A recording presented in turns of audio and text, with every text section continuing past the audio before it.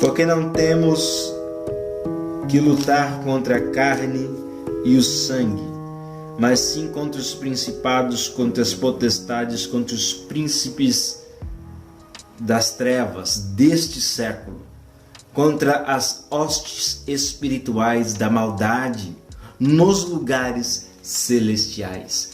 Primeiramente, a primícia da nossa luta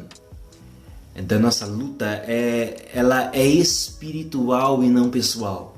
Ela é espiritual e não humana. Ela transcende o natural, ela não é deste terreno. A nossa luta, a nossa verdadeira luta, ela é espiritual. No capítulo 5, capítulo 6, ali Paulo está falando sobre comportamento social, comportamento familiar e o comportamento dentro da igreja eclesiástica e com o comportamento do corpo de Cristo diante a sociedade, ou seja, ações comportamentais. E ali descreve o amor, o comportamento do marido dentro do casamento, o comportamento do servo, o comportamento do escravo naquela época que era escravo ainda, como que ele tinha que se comportar, com o comportamento do líder de escravo e assim por diante. Então, o comportamento familiar, o comportamento social tem muito a ver com a nossa relação espiritual, com o nosso entendimento espiritual. E nós não podemos focar as nossas mazelas, a nossa luta corpórea, a nossa luta do dia a dia e agredir as pessoas. Não podemos agredir a ofensa das pessoas, não podemos nos deixar envolver pelo acontecimento natural, da nossa vida natural, a ponto de nos tirar a espiritualidade que Deus nos deu. Porque a nossa luta em si não é contra o nosso esposo, a nossa luta em si não é contra o nosso vizinho, a nossa luta em si não é contra uma ideologia que alguns homens têm se levantado, a nossa luta não é contra o ser humano, mas assim é espiritual. Então, onde é o campo de batalha de um discípulo de Jesus? O campo de batalha de um discípulo de Jesus não é contra as pessoas, é no espírito, é no mundo espiritual, na transcendência do natural para o espiritual, numa quarta dimensão, vamos supor assim. Então, para isso, nós temos que entender o que está escrito em Colossenses capítulo 12, no verso 13, que ali fala que Deus ele nos fez idôneos, ou seja, perfeitamente qualificado, perfeitamente adaptado, perfeitamente preparado. Para quê? Para quem? Para Ele. Para Ele mesmo. Jesus nos fez idôneos, perfeitamente qualificado para Ele. E quando Ele nos fez idôneos, perfeitamente qualificados para viver na herança dos santos, na luz, para Ele mesmo, Ele nos tirou das trevas, do reino das trevas, e nos implantou, nos colocou, nos afirmou no reino de Jesus. Ou seja, espiritualmente nós tínhamos um domínio espiritual de trevas, mas Jesus nos tirou dali, nos fazendo ser idôneos, perfeitamente qualificados nele, para ele, e nos colocou dentro do seu reino. Nós vivíamos dentro de um reino de trevas e fomos trazidos para um reino de luz. E 2 Pedro, capítulo 1, verso 3, vai falar que nós temos em Jesus, agora com esse corpo transformado, com essa idoneidade em nós temos nele, em Jesus, tudo o que nos diz respeito para a nossa vida e para a piedade. E para nós termos acesso a isso, nós temos que entender Efésios 1:3, que diz que todas as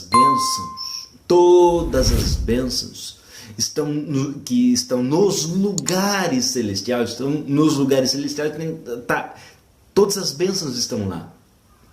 Em Cristo, todas essas bênçãos estão depositadas para conosco. Nós temos acesso agora. Por isso que Ele nos fez qualificados e nos deu tudo que nos diz respeito. Então, para mim pegar isso, eu tenho que entender o espiritual e acessar esse espiritual. Porque as bênçãos de Deus está reservada no espiritual. Nós temos que trazer do espiritual para o natural. E para alcançarmos a bênção de Deus no espiritual, nós temos que estar em Cristo, porque a bênção de Deus vem somente através de Cristo, porque as bênçãos de Deus estão nos lugares celestiais em Cristo. E como foi isso gerado em nós? Romanos 11, 24 está escrito assim que nós fomos cortados do real zambuzeiro. Ele está explicando então como Jesus nos transportou de um reino para o outro, reino de trevas para a luz. Ele nos cortou do real zambuzeiro. O zambuzeiro é uma oliveira brava. Ela produz azeitona, porém as suas azeitonas elas são venenosas. Elas são mal para o corpo. Jesus nos está ligando então a uma árvore que produz fruto, porém seus frutos são venenosos. E ele nos cortou dessa árvore que produz frutos venenosos e nos enxertou numa oliveira boa, numa oliveira onde produz azeitona boa, produto bom. Então, a partir desse momento que nós fomos enxertados nesse novo sistema, o nosso corpo que produzia frutos maus começa a receber uma transfusão de seiva, transfusão de sangue, e o sangue ruim passa a ser transformado em sangue novo. A seiva ruim passa a ser transformada em seiva boa. O galho que produzia azeitonas ruins agora começa a produzir azeitonas boas. Agora começa assim a produzir azeitonas boas. E o que isso acontece comigo? Vamos para Romanos capítulo 6. Romanos capítulo 6, vamos ler do 5 até o 14. Está escrito assim: porque se fomos plantados juntamente com ele na semelhança da sua morte, também seremos na da sua ressurreição. Ou seja, se eu aceitei a Cristo e depositei minha vida, minha confiança, minha fé no sacrifício de Cristo, eu fui sepultado juntamente na semelhança da sua morte, na semelhança da ressurreição dele eu também sou. Sabendo isto, o nosso homem velho foi com ele crucificado, o corpo meu pecaminoso foi crucificado, para que o corpo do pecado seja desfeito, para não servirmos mais o pecado. Ou seja, o meu corpo pecaminoso ele foi desfeito. O pecado não tem mais domínio sobre mim. Porque aquele que está morto está justificado do pecado. Se eu fui batizado com Cristo, se eu me sujeitei a Cristo, eu estou morto para o pecado. E o pecado não tem mais domínio sobre mim. Ora, se morremos com Cristo, cremos que também com ele viveremos. Se você tem a capacidade de crer que você morreu com Cristo, você também tem que ter a capacidade que agora você está revivido com Cristo. Sabendo que tu, tendo sido Cristo ressuscitado dentre os mortos, já morreu, já não morreu, já não morre. A morte não tem mais domínio sobre ele, pois quanto a ter morrido de uma vez para o pecado, quanto a viver, vive para Deus. Assim também nós consideramos certamente mortos para o pecado, mas vivos para Deus. Vivos para Deus em Cristo Jesus, nosso Senhor. Portanto, não reine, o pecado no seu corpo mortal. Você que tem que impedir agora do pecado não reinar mais no seu corpo. Para lhe obedeceres às suas concupiscências, nem tampouco apresenteis os vossos membros ao pecado, porque instrumentos de iniquidade, mas apresentai-vos a Deus, como vivos dentre os mortos, e os vossos membros a Deus, como instrumentos de justiça, porque o pecado não terá domínio sobre vós, pois não estáis debaixo da lei, mas estáis debaixo da graça. O que nós vimos aqui? Que Deus, essa transportação que Ele nos fez do reino das trevas para o reino da luz, o reino dEle, para Ele, Ele nos preencheu com uma capacidade de domínio sobre o pecado. O nosso corpo não é mais um corpo pecador, mas é um corpo espiritual. Nós temos que subjugar o nosso corpo. Nós temos que aprender e entender os princípios de Deus e dominar o nosso corpo, dominar o pecado, sujeitar o nosso corpo a Cristo, por amor a Cristo, para que Cristo reine e viva em nós. Que o pecado ele não tem mais domínio sobre você. Então, a ira que vem para você pecar contra o seu irmão não tem mais domínio sobre você. O ciúme que vem, que faz com que você crie julgamentos ilícitos contra o seu irmão, não tem mais domínio sobre você. As crises não têm domínio sobre você. Os pensamentos que muitas vezes nos levam para baixo, nos levam a arrogância, nos levam a coisas ruins, a desejos ruins, não tem domínio mais sobre você que está em Cristo. Mas se você permitir isso te dominar, você vai ser escravo disso. Então nós temos que nos posicionar. E Cristo nos chama para esse posicionamento. Nós temos que entender que nós somos seres espirituais, reinando e representando a Cristo aqui na terra.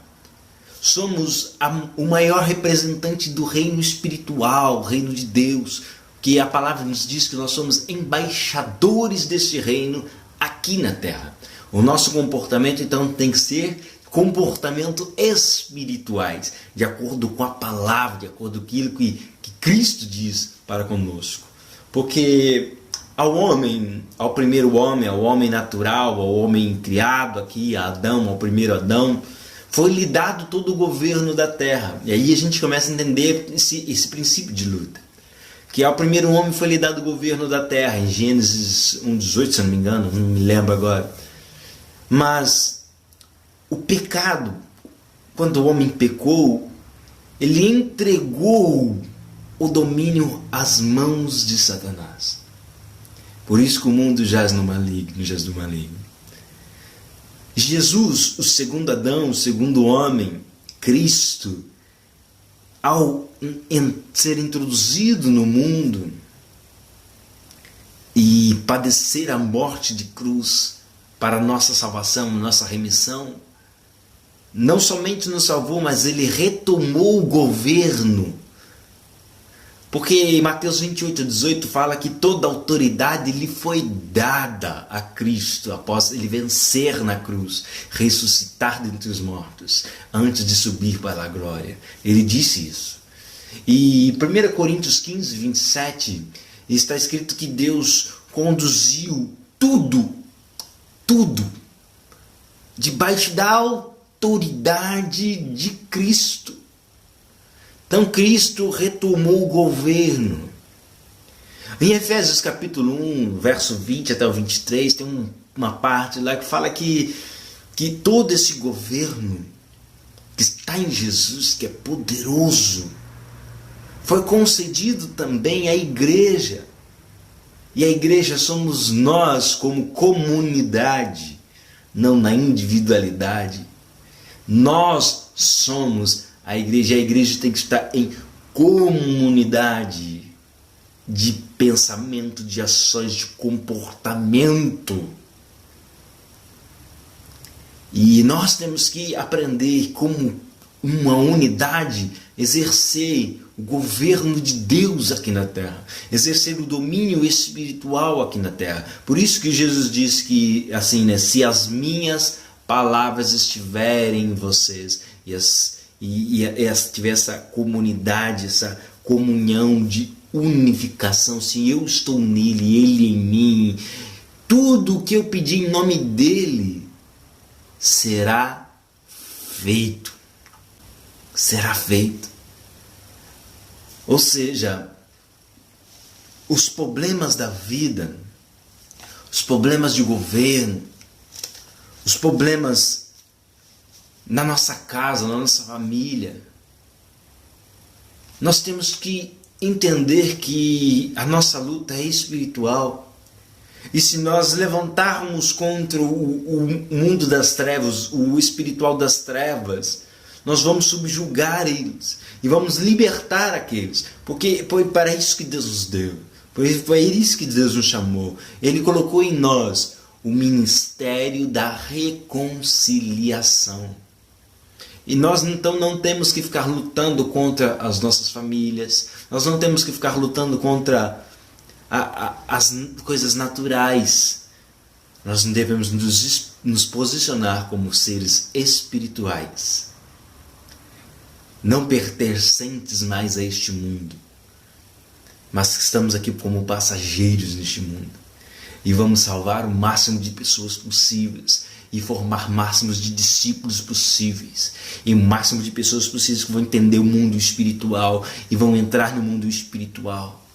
Então, meu querido, não adianta você ficar se levantando e discriminando seu filho, sua filha que é homossexual. Não adianta você ficar debatendo e lutando contra o marido, o esposo, por causa da pornografia ou por causa de outras coisas que ele pratica naturalmente. Você tem que se levantar e se posicionar espiritualmente em Deus, em oração, em ação de graças, jejum. E lógico, obedecendo os princípios naturais da vida, tendo comunhão social, promovendo paz familiar, paz dentro da comunidade cristã. Porque se nosso natural representa ódio, guerra, luta, meu querido, nós nem espirituais somos. Nós estamos longe. Porque a Bíblia diz assim, se você não consegue amar o próximo, aquele que você vê, que você toca, que você sente, você não ama Deus. Você nem viu. Você nem viu Deus. Você nem discípulo é. Então, meu querido, ame ao próximo, se dedique em amor ao próximo. E quando se levantar as oposições, quando você vê pessoas entregues às drogas, ao pecado, se levante no mundo espiritual e batalha espiritualmente, porque Jesus ele te fez perfeitamente qualificado para isso. Vamos exercer a nossa autoridade espiritual. Você é luz do mundo, você é sal da terra, você é importantíssimo nele. Tudo o que você pedir, crendo, recebereis, se você estiver nele. Seu marido, seu casamento está ruim, se posicione nele. Se posicione nele, em nome de Jesus. Graça e paz, meu querido. Bem-vindo a mais um